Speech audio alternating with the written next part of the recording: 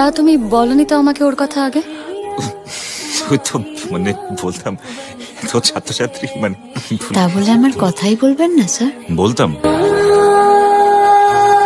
আলাপ করে খুব ভালো লাগলো তোমার সাথে। এত মিষ্টি মেয়ে জানিস তো, আমাকে তোদের হাতে তুলে না দিয়ে এখান থেকে যাবেই না। ঠিক আছে মা, চলো এখন যাওয়া যাক। চলো মানে ও যাবে তো আমাদের সাথে? চলো আমি নিয়ে যাচ্ছি।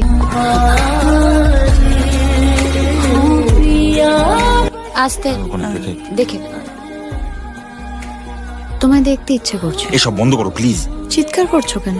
আমায় নিয়ে খেলার সময় মনে ছিল না? আমার ভুল হয়ে গেছে, সরি।